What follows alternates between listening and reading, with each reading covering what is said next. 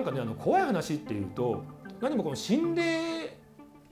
だけじゃないですよね。いろんな怖さってあるなと思ったんですけど、この前ね知り合いのスタッフさん、本当この前ですよ、経験した話なんですけどもね、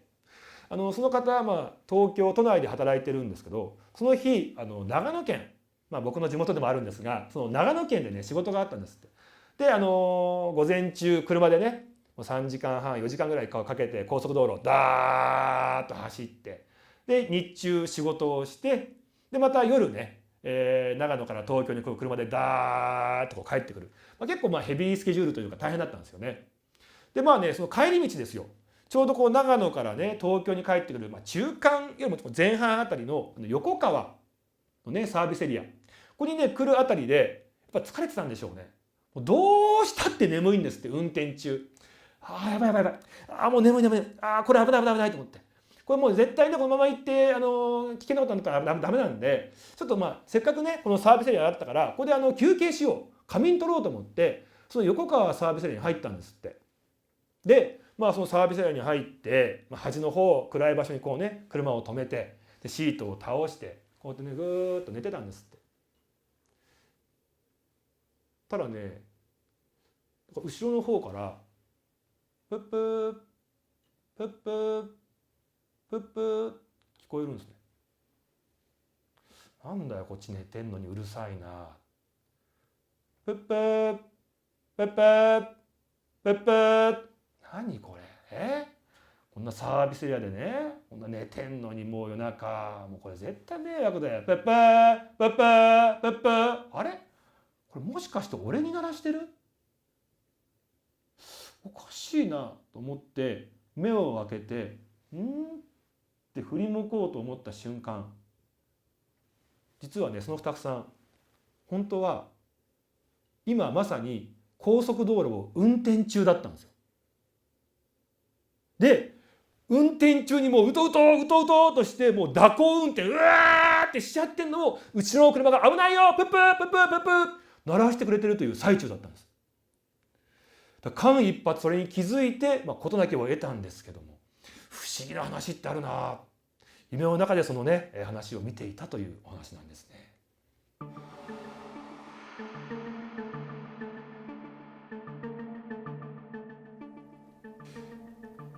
これですね僕のね後輩のね、芸人さんが、ちょっとこう経験した話でね、なんかそんな話もあるのかなんて思ったんですけども、そのね芸人さんもうね小さい頃からねおばあちゃん子だったんですよ。両親が結構仕事で忙しくっておばあちゃんがこういつも面倒見てくれてたっていうね。でそういうおばあちゃんですごく懐いてたんですね。でさらにね懐いてる理由もう一個あったんです。これ何でかっていうと、ことあるごとにそのおばあちゃんお小遣いくれるんです。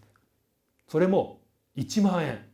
これでかいっすよね。子供ながらに1万円。お正月のねお年玉だけじゃなくって、誕生日、あとはなんかねそのゴールデンウィークとかね、お盆とかなんかそういう節目ごとにねいつもこう決まって1万円くれるんですって。これは懐きますよね。もう裏ではね1万円おばあちゃんって呼んでたらしいんですけども、でも可愛がってもくれるし1万円もくれるしってことでね、もう大好きなおばあちゃんがいたんですね。ただねやっぱりこう小中高と来て、で仕事のために上京する、その方はね、茨城の方なんですけども、その東京に出てしまうとなかなかやっぱこう疎遠になってきちゃうわけですよね。仕事にかまけてなかなかおばあちゃんにも会いに行かない、連絡もしないっていうね、そんなことが続いてた時、仕事中にですね電話が鳴ったんですよ。実家のお母さんなんです。もしもしどうしたの、おばあちゃんが危篤よ、すぐに帰ってきなさい。いつもねあれだけ可愛がってくれてたおばあちゃんなのに、最近もうね仕事にかまけて全然連絡もしてなかった、ごめんねごめんねおばあちゃん、すごく後悔したんですね。でも仕事中だったんですよ。すぐには出られなかったんです。でもね仕事なんとかこう切り上げて、でも結構遅い時間になっちゃった。それでもうね、電車に飛び乗って実家に向かったんですね。でも茨城なんですよ。結構遠いんですよね。終電もね間際だったんで一番近いね最寄りの駅にたどり着けなかったんですね。それでもなんとか行ける駅まで行って、そこからタクシーで行こう。でこうね、駅に着いてロータリー出たらふーっとこういい感じにタクシーが来たんですね。よかった、どこまでお願いします、飛び乗ったんですよ。